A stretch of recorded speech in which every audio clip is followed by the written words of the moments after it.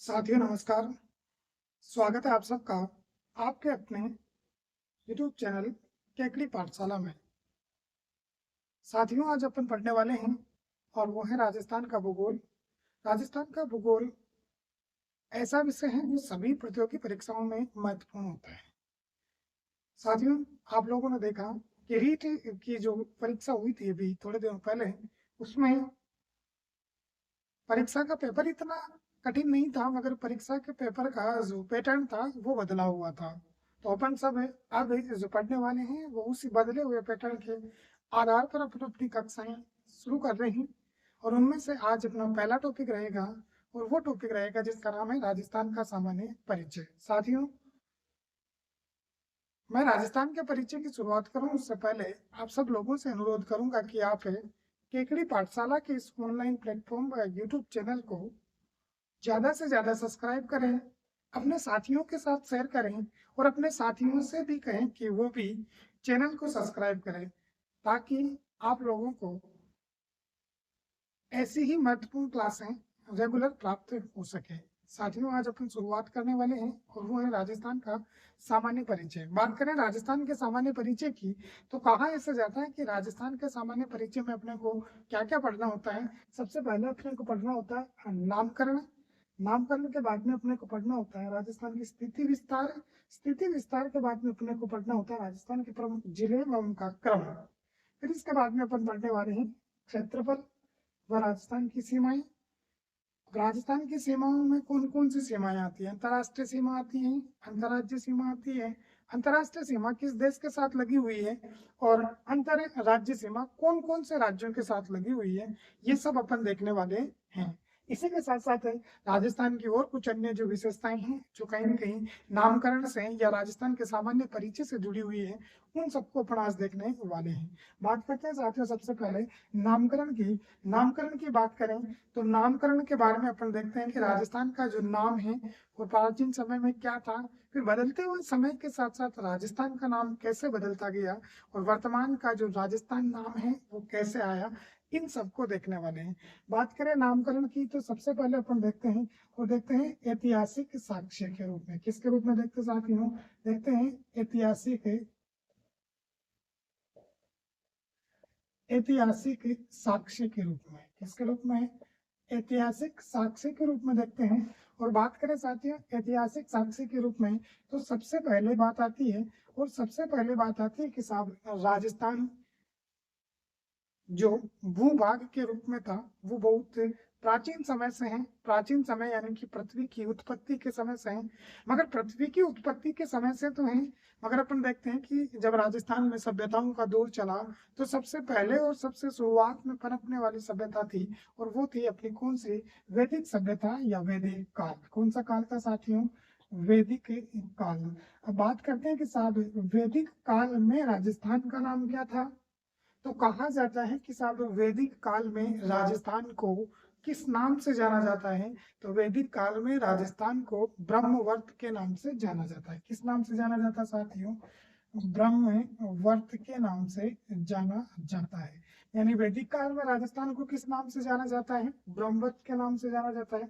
इसी के बाद में दूसरी बात आती है कि साहब वैदिक काल के बाद में दूसरा काल आता है जिसका नाम है उत्तर वैदिक काल। कौन सा काल आता साथियों? उत्तर वैदिक काल। बात करें उत्तर वैदिक काल की, तो उत्तर वैदिक काल में राजस्थान को क्या कहा जाता था?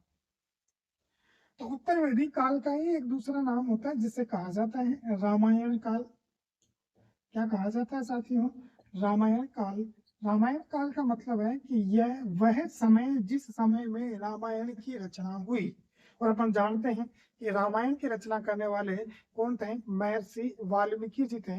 और महर्षि वाल्मीकि जी ने जब रामायण की रचना की तो कहीं न कहीं रामायण जैसे ग्रंथ में भी अपने राजस्थान का कोई न कोई नाम जरूर था। बात करते हैं कि वो नाम क्या था। तो रामायण में या उत्तर वैदिक काल में राजस्थान का नाम था मरु कांतार। क्या नाम था साथियों? मरु कांतार नाम था। मरु कांतार नाम था। फिर इसके बाद में बात करते हैं साथियों कि साहब उत्तर वैदिक काल में और वैदिक काल में आ जाता है। फिर कहा जाता है कि इन्हीं उत्तर वैदिक काल और वैदिक काल के बाद में इन्हीं ऐतिहासिक साक्ष्यों में दो रूप और देखने को मिलते हैं। और वो दो रूप क्या देखने को मिलते हैं साथियों? एक मिलते हैं शिलालेख, क्या मिलते हैं साथियों? शिलालेख है। और एक मिलते हैं आपको ऐतिहासिक ग्रंथ या इतिहास ग्रंथ है, इतिहास ग्रंथ है।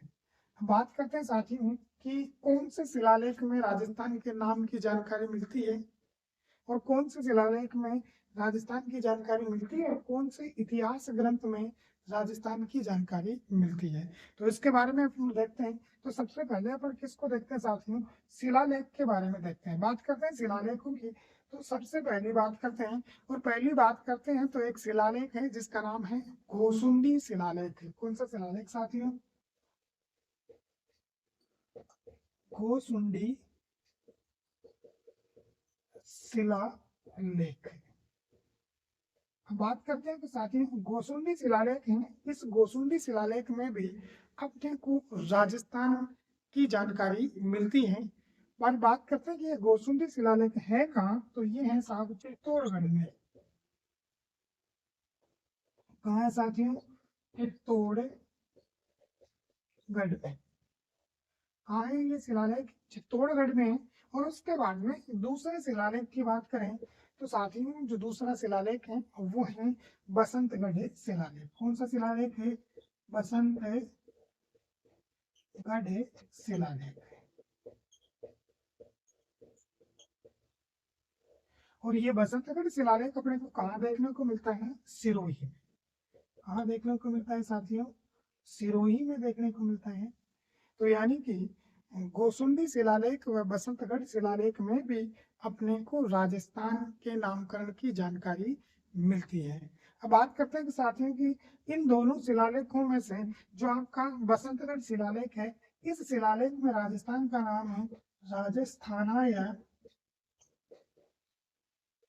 राजस्थानाय द्वितीय देखने को मिलता है। यानी बसंतगढ़ शिलालेख में राजस्थान का नाम क्या देखने को मिलता है?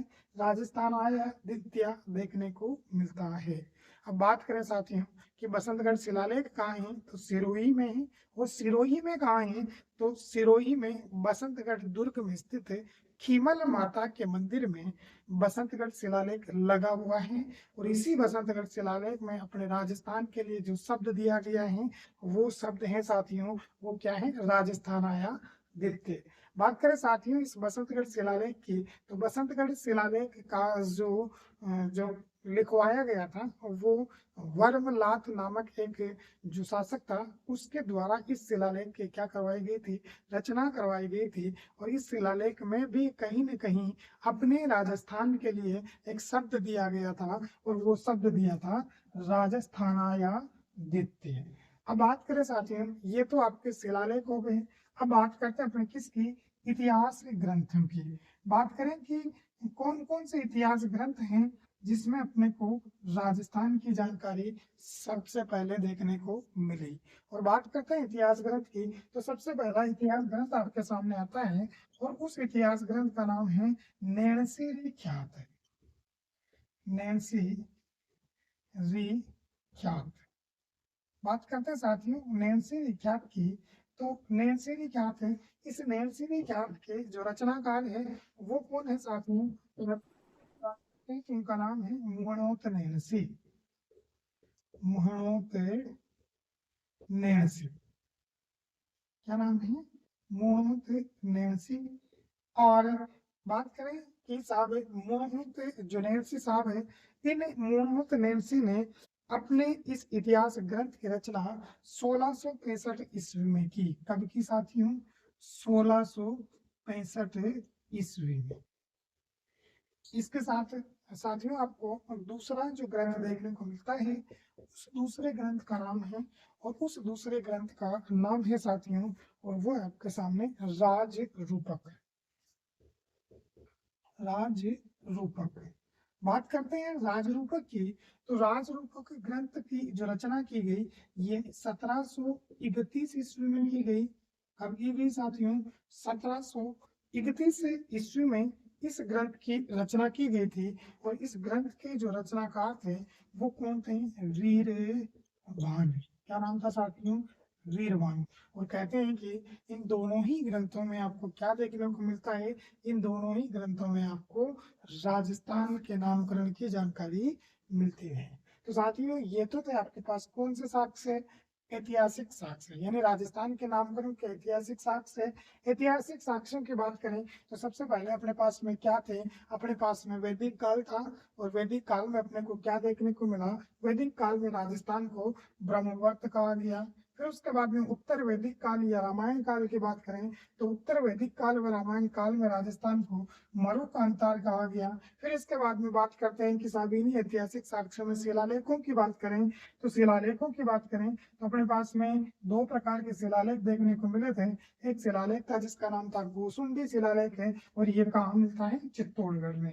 कहा जाता है कि इसमें राजस्थान के नामकरण की तो जानकारी तो मिलती है मगर स्पष्ट तरीके से इनकी जानकारी नहीं मिल पाती है। फिर इसके बाद में आपने दूसरा बसंत शिलालेख देखा और वो देखा बसंतगढ़ शिलालेख। और बात करें बसंतगढ़ शिलालेख की तो ये कहाँ है? सिरोही में ही। और इस शिलालेख में राजस्थान के लिए एक शब्द दिया गया था और शब्द का नाम था राजस्थान आया दित्य। फिर इसके बाद में बात करते हैं साथियों इतिहास ग्रंथों की। इतिहास ग्रंथों की बात करें तो पहला इतिहास ग्रंथ है जिसका नाम है नैणसी रिख्यात है। और इस नैणसी रिख्यात की रचना करने वाले कौन थे? मुहणोत नैणसी। और मुहणोत नैणसी ने ये रचना कब की? 1665 ईस्वी में। कहीं न कहीं नैणसी जी की इस रचना में भी अपने को राजस्थान के नामकरण की जानकारी मिलती है। फिर इसके बाद में अपने को देखने को मिलता है कौन? दूसरा ग्रंथ जिसका नाम है राज रूपक है। और बात करते हैं कि राज रूपक की रचना कब हुई तो राज रूपक की रचना 1731 ईस्वी में हुई और इसके रचनाकार का नाम कौन था? रचनाकार का नाम था वीरभान। तो साथियों ये तो थे कौन से साक्ष्य है? ऐतिहासिक साक्ष्य है। अब आगे देखते हैं कि इन ऐतिहासिक साक्ष्यों के बाद में अपने राजस्थान का नामकरण क्रमबद्ध से आगे बढ़ता है तो वो कौन से साक्ष्य आ जाएंगे साथियों? वो आएंगे ब्रिटिश कालीन साक्ष्य। कौन से साक्ष्य आ जाएंगे? ब्रिटिश कालीन साक्ष्य। तो बात करते हैं ब्रिटिश कालीन साक्ष्य की। तो एक बार आप स्क्रीनशॉट ले लीजिए फिर अपन आगे बढ़ते हैं।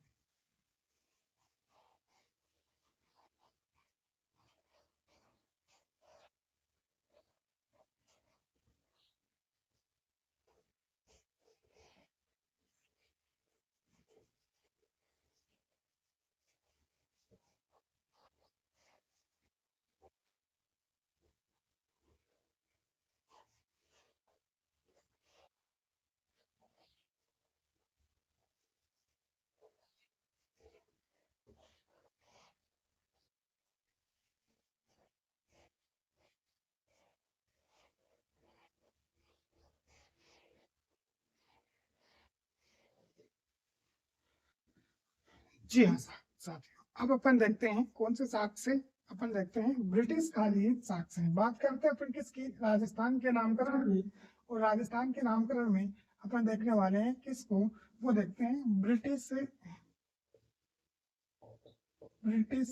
काल के साक्ष्य। क्या देखने वाले हैं? ब्रिटिश काल के साक्ष्य या इसी को अपन कह सकते हैं अंग्रेजों के समय के साक्ष्य। क्या देखने वाले हैं? अंग्रेजों के समय के साक्ष्य देखने को बात करते हैं। साथियों बात करें कि अंग्रेजों के समय में तो कहा ऐसा जाता है कि सबसे पहले राजस्थान शब्द की जानकारी अपने को कौन से समय में लगती है? तो पहली जानकारी की बात करें तो कहा जाता है समय आता है 1800 ईस्वी का। कौन सा समय आता है साथियों? 1800 ईस्वी की। और बात करते हैं कि साहब 1800 ईस्वी में एक जो अंग्रेज जो था उनका नाम था वो था जॉर्ज थॉमस। क्या नाम था साथियों? जॉर्ज थॉमस है। और कहते हैं कि जॉर्ज थॉमस जो साहब हैं ये जॉर्ज थॉमस हैं ये सिंधिया खानदान में या सिंधिया घराने में जो अपने क्या है कि जो सिंधिया एमपी के थे उन एमपी के सिंधिया राजाओं के यहाँ पर ये क्या थे? अर्थशास्त्री थे। क्या थे साथियों? अर्थशास्त्री थे। और इन्होंने जब अपने लगान या कर का हिसाब किताब देख रहे थे तो इन्होंने अपने राजस्थान की जो राजपूत रियासतें हुई थी उन सभी राजपूत रियासतों के लिए एक नाम पुकारा था, और इन्होंने नाम पुकारा वो क्या था, राजपुताना। क्या नाम दिया साथियों, राजपुताना। तो कहीं न कहीं सबसे पहले 1800 ईस्वी में अपने राजस्थान के लिए एक शब्द आया था, और वो राजपुताना शब्द बोला गया था साथियों। क्या किया था, बोला गया, अर्थात मौखिक रूप में। किस रूप में, मौखिक रूप में अपने सामने आया था।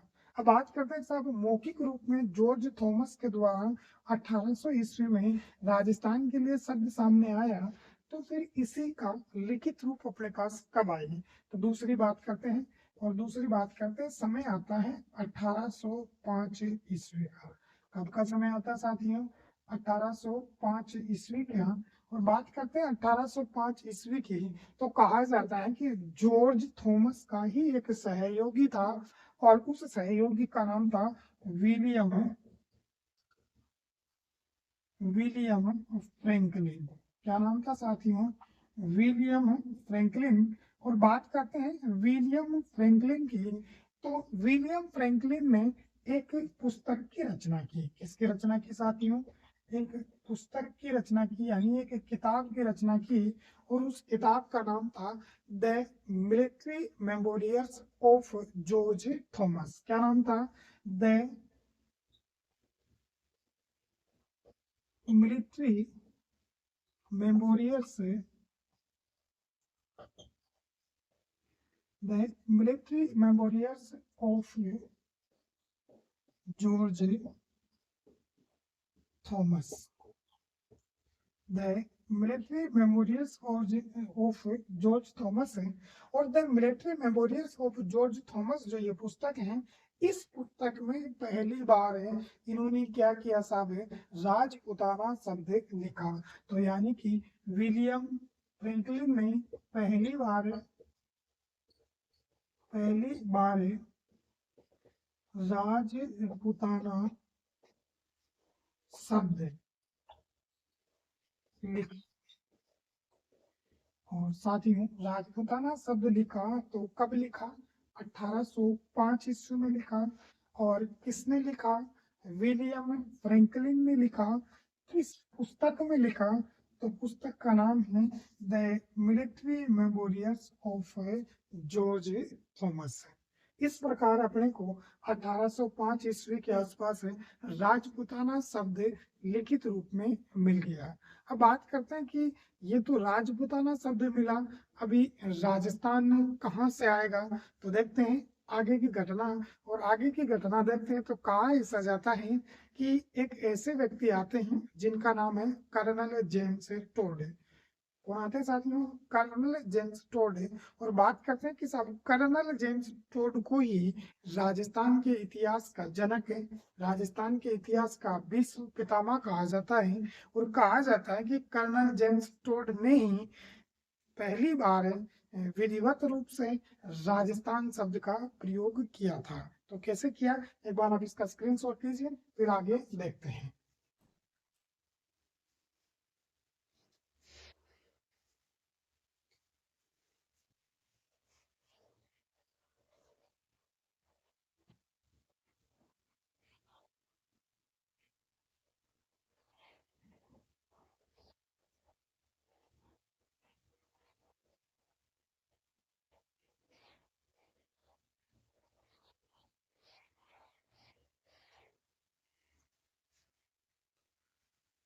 जी हाँ साथियों, इसी ब्रिटिश कालीन साक्ष्यों में आगे बढ़ते हैं, और आगे बढ़ते हैं और तीसरी घटना देखते हैं।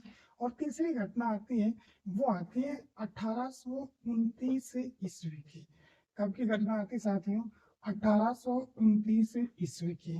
बात करते हैं 1829 ईस्वी की, तो कहा जाता है कि 1829 ईस्वी में एक पुस्तक का प्रकाशन होता है। तो किसका प्रकाशन होता है साथियों, पुस्तक है। और ये जो पुस्तक है, इस पुस्तक का नाम है the annals the annals and antiquities, the annals and antiquities of Rajasthan. पुस्तक का क्या नाम है? The annals and antiquities of Rajasthan है। और बात करते हैं कि साहब इस पुस्तक के लेखक कौन हैं। तो इस पुस्तक के जो लेखक हैं वो हैं कर्नल जेम्स टोड। कौन है साथियों इस पुस्तक के लेखक? कर्नल जेम्स टोड हैं। और कर्नल जेम्स टोड क्या थे साथियों? तो कर्नल जेम्स टोड राजस्थान के क्या थे? पीए थे। पीए यानी पॉलिटिकल एजेंट। कौन थे साथियों? पॉलिटिकल एजेंट थे। और कहाँ के पॉलिटिकल एजेंट थे? तो कर्नल जेम्स टोड मेवाड़ व हाड़ौती के पॉलिटिकल एजेंट थे। कहा ऐसा जाता है, इनके इतिहास के बारे में बात करें तो कहा जाता है कि 1782 ईस्वी में कर्नल जेम्स टोड का क्या हुआ था? जन्म हुआ था। 1799 ईस्वी में ये क्या हो गए थे साहब? सेना में भर्ती हो गए थे। और भर्ती होने के बाद में ये क्या करते हैं साहब? पॉलिटिकल एजेंट बनकर 1800 और 1718 के आसपास ये कहाँ आते हैं? राजस्थान में आते हैं। और राजस्थान में आते हैं तो कहाँ के पॉलिटिकल एजेंट बनते हैं? ये बनते हैं मेवाड़ व हाड़ौती के पॉलिटिकल एजेंट बनते हैं। कहा जाता है कि कर्नल जेम्स जेम्स टोड सर्वप्रथम राजस्थान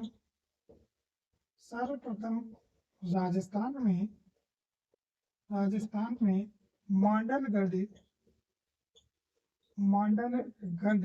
भीलवाड़ा, सर्वप्रथम राजस्थान में मांडलगढ़ भीलवाड़ा में आए थे। और कहा जाता है कि यहीं पर जैन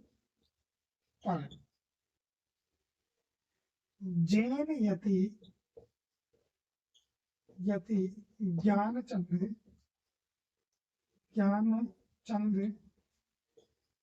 को अपना गुरु बनाया।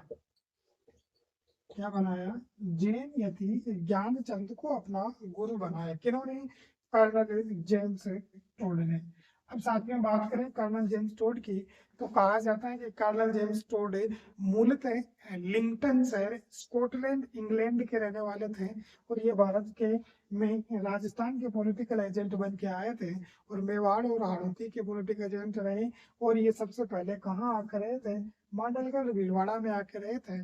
और मांडलगढ़ भीलवाड़ा में इन्होंने क्या किया? जैन यति यानी कि जैन संत ज्ञानचंद जी को अपना क्या बना लिया? गुरु बना लिया। और फिर इसके बाद में कहाँ ऐसा जाता है कि ये कहते हैं कि साहब 1818 की जितनी भी सहायक संधियां हुई उन सहायक संधियों में इन्होंने क्या किया? कर्नल मेटकॉफ का साथ दिया। और कहते हैं कि सिरोही की संधि से पहले कर्नल जेम्स टोड साहब को अंग्रेजों द्वारा बर्खास्त कर दिया जाता है। और कर्नल जेम्स टोड साहब पुनः कहाँ चले जाते हैं? अपने घर लिंगटन शहर चले जाते हैं। लिंगटन शहर जाने के बाद में वो राजस्थान के बारे में कुछ लिखते हैं। और वो लिखते हैं वो किस में देखने को मिलता है? The heralds and antiquities of Rajasthan पुस्तक में देखने को मिलता है। और इस पुस्तक का प्रकाशन 1829 ईस्वी में। अब बात करते हैं साहब लेखक कर्नल जेम्स टोड है तो इस पुस्तक का प्रकाशक कौन है? प्रकाशक यानी इसका प्रकाशक कौन है या इसको प्रकाशित किसने करवाया? तो इसके प्रकाशनकर्ता, इसको ऐसे लिख देते हैं कि प्रकाशनकर्ता, इसके प्रकाशन करता है और वो है विलियम जेम्स क्रुक। कौन के साथ हैं? विलियम जेम्स क्रुक है। कहते हैं कि William James Crook colonel James Tod साहब के क्या थे? मित्र थे। और विलियम जेम्स क्रुक थे। इन्होंने क्या किया साहब? इस पुस्तक का प्रकाशन करवाया। किसने करवाया? विलियम जेम्स क्रुक ने। और कहाँ से करवाया? लंदन से। कहाँ से करवाया? लंदन से। कहा जाता है कि इस पुस्तक को, यानी कि जो ये पुस्तक है, इस पुस्तक को कर्नल जेम्स टोड साहब ने अपने गुरु ज्ञानचंद अपने गुरु ज्ञानचंद को समर्पित किया। क्या किया साथियों? अपने गुरु ज्ञानचंद को समर्पित किया। किसको? The annals and antiquities of Rajasthan को। फिर इसके बाद में बात करें तो कहते हैं कि साथियों इसी पुस्तक में कर्नल साहब ने राजस्थान के लिए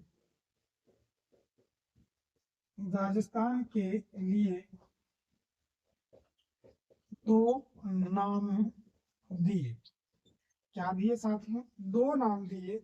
एक नाम था जिसका नाम यहाँ था रायथान,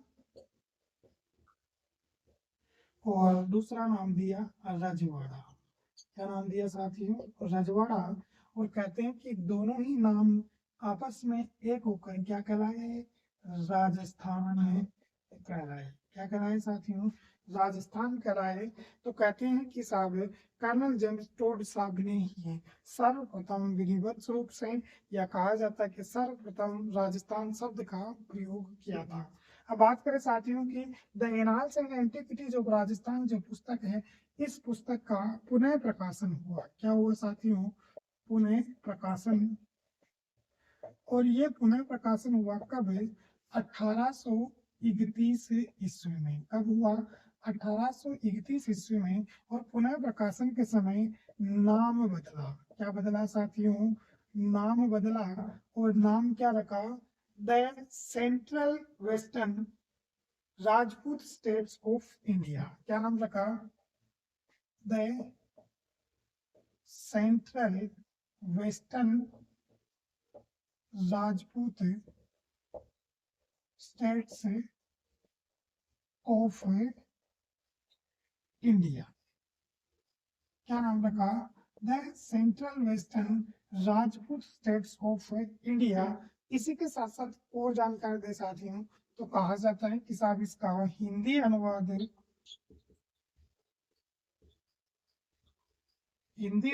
किसने किया? तो इसका हिंदी अनुवाद किया पंडित गौरी शंकर हीराचंद ओझा ने। किसने किया?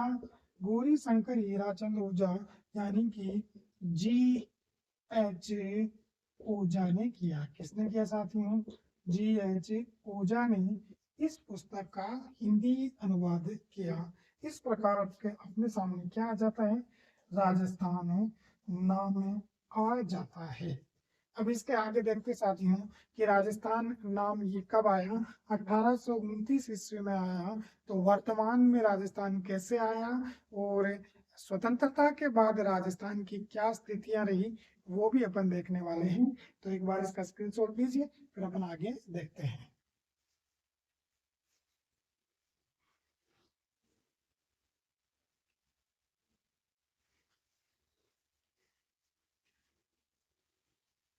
जी हाँ साथियों।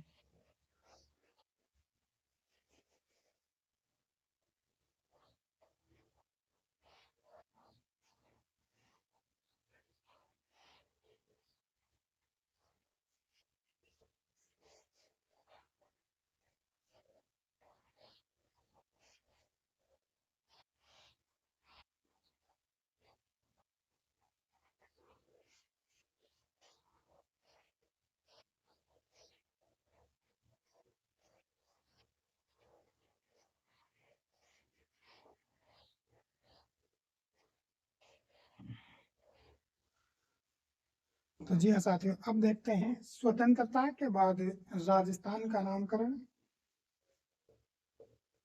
स्वतंत्रता के बाद राजस्थान का नामकरण। बात करते हैं साथियों स्वतंत्रता के बाद राजस्थान का नामकरण। तो अपन सब जानते हैं कि साहब अपना राजस्थान और भारत स्वतंत्र कब हुआ? तो ये स्वतंत्र होते हैं साहब कब? 15 अगस्त 1947 को कब आजादी मिलती है साथियों अपने को? 15 अगस्त 1947 को अपने को आजादी मिलती है। और आजादी मिलने के समय राजस्थान की क्या स्थिति थी? तो राजस्थान की स्थिति, राजस्थान की स्थिति क्या थी? तो राजस्थान की स्थिति 19 रियासतें, 3 ठिकाने और एक केंद्र शासित प्रदेश, एक केंद्र शासित प्रदेश। अब बात करते हैं कि 19 रियासतें, 3 ठिकाने और एक केंद्र शासित प्रदेश में अपना क्या था? राजस्थान था। बात करते हैं कि जब राजस्थान इस विधिवत रूप से बिखरा हुआ था, और अपन जानते हैं कि जब अंग्रेजों के द्वारा जब भारत को आज़ादी दी गई, उस समय एक बात कही गई कि साहब जिस किसी भी रियासत में की आय 10 लाख से अधिक है और 1 लाख से अधिक अगर जनसंख्या है तो वह रियासत स्वतंत्र देश से बन सकती है। तो कहीं न कहीं साथियों राजस्थान में भी कुछ रियासतें ऐसी थी जो इन नियमों में आती थी, तो कहीं न कहीं वह स्वतंत्र देश नहीं बन जाए, या इन बातों से अपने को भारत व राजस्थान के अनेक टुकड़े देखने को मिल रहे थे। तो फिर क्या किया गया साहब? भारत व राजस्थान का एकीकरण किया गया। क्या किया गया साथियों? एकीकरण किया गया। और बात करते हैं भारत व राजस्थान के एकीकरण की, किसकी? भारत व राजस्थान के एकीकरण की बात करें तो एकीकरण का प्रयास जो किया गया, वो प्रयास किया किसने? सरदार वल्लभ भाई पटेल। किसने किया साथियों? सरदार वल्लभ भाई पटेल ने किया। और इन्हीं सरदार वल्लभ भाई पटेल को अपन क्या बोलते हैं? लौह पुरुष के नाम से जानते हैं। किसके नाम से जानते हैं साथियों? लौह पुरुष के नाम से जानते हैं। और कहा ऐसा जाता है कि सरदार वल्लभ भाई पटेल ने जब एकीकरण का प्रयास किया, तो सबसे पहला जो एकीकरण की शुरुआत की जाती है, साथियों मैं आपको एकीकरण नहीं पढ़ा रहा हूँ मगर जानकारी बता रहा हूँ। कहते हैं कि राजस्थान के एकीकरण की शुरुआत 18 मार्च 18 मार्च 1948 से होती है।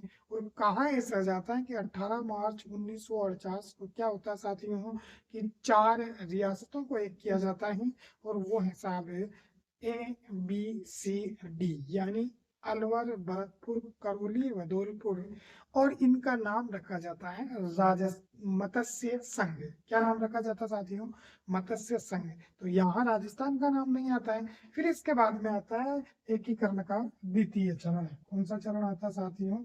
द्वितीय चरण। और कहा जाता है कि साहब इस द्वितीय चरण में क्या किया गया? 9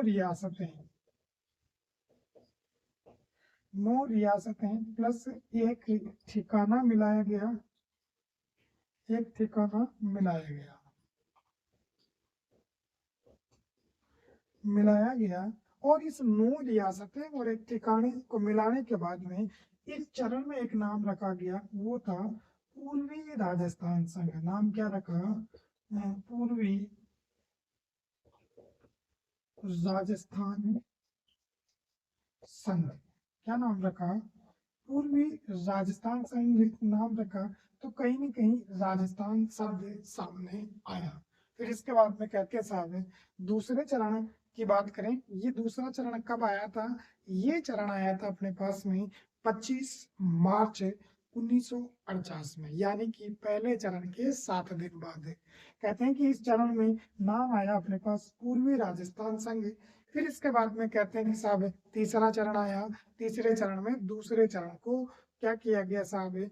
दूसरे चरण के साथ उदयपुर को मिला दिया गया। फिर इसके बाद में चौथा चरण आया। और चौथा चरण की बात करें तो चौथे चरण में क्या होता है साथियों कि दूसरे और तीसरे चरण के अंदर और रियासतें जोड़ी जाती हैं। और रियासतें कौन सी जोड़ी जाती हैं? वो जोड़ी जाती हैं जयपुर, जोधपुर, जैसलमेर, बीकानेर, और उनके साथ एक ठिकाना मिलता है जिसका नाम है लावा। और वो कौन से चरण की बात आती है? वो आता है चौथा चरण। कौन सा चरण आता है साथियों? चौथा चरण। और इस चौथे चरण में अपने को क्या मिलता है, राजस्थान दिवस देखने को मिलता है। बात करते हैं साहब राजस्थान दिवस कब आता है, तो चौथे चरण में आता है और वो आता है 30 मार्च 1949 ईस्वी को। कब आता है, 30 मार्च 1949 ईस्वी को राजस्थान दिवस मनाया जाता है। और यहाँ पर एक नाम आता है संयुक्त वृहत राजस्थान। और कहा जाता है यहीं पर राजस्थान का भी नामकरण मिलता है। फिर इसके बाद में एक चरण आता है साथियों, और चरण का नाम है, वो चरण आता है आपके पास में कौन सा, वो चरण आता है छठा चरण है। और छठे चरण की बात करें, कौन सा चरण है, छठा चरण है। और छठे चरण की बात करें तो छठे चरण में राजस्थान को संवैधानिक दर्जा मिलता है। और संवैधानिक दर्जे के साथ साथ स्वतंत्र रूप से राजस्थान शब्द का प्रयोग होता है। राजस्थान शब्द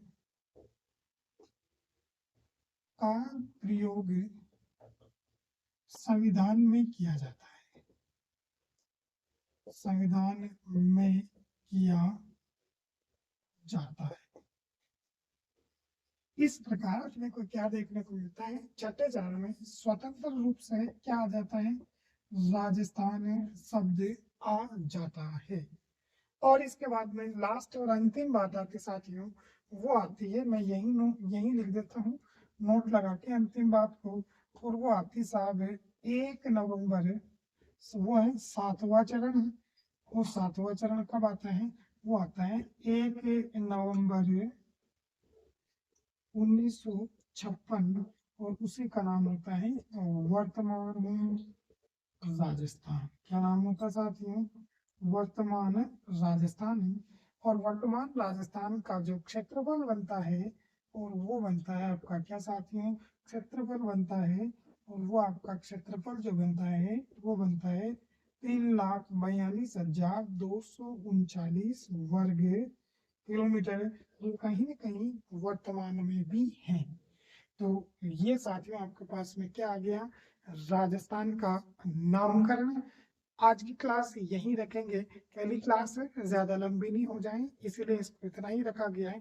नामकरण के बाद में कल अपन पढ़ने वाले हैं, और वो पढ़ने वाले हैं राजस्थान की स्थिति और विस्तार है, वह राजस्थान की विश्व में अवस्थिति, एशिया में अवस्थिति और भारत में अवस्थिति। तो आज के लिए साथियों इतना ही। इससे पहले मैं आप लोगों से पुनः एक बार अनुरोध करूंगा कि साहब केकड़ी पाठशाला के इस ऑनलाइन प्लेटफॉर्म व यूट्यूब चैनल को आप ज्यादा से ज्यादा सब्सक्राइब करें, अपने साथियों के साथ शेयर करें, और अपने साथियों से भी कहें कि वो भी अपने साथियों से शेयर करें और सब्सक्राइब कराएं, ताकि आप सब लोगों को आगामी भर्ती परीक्षा के बदलते हुए पैटर्न के आधार पर आपको ये क्या हिसाब है क्लासेज मिल सके। तो आज के लिए इतना ही, धन्यवाद, जय हिंद, जय भारत।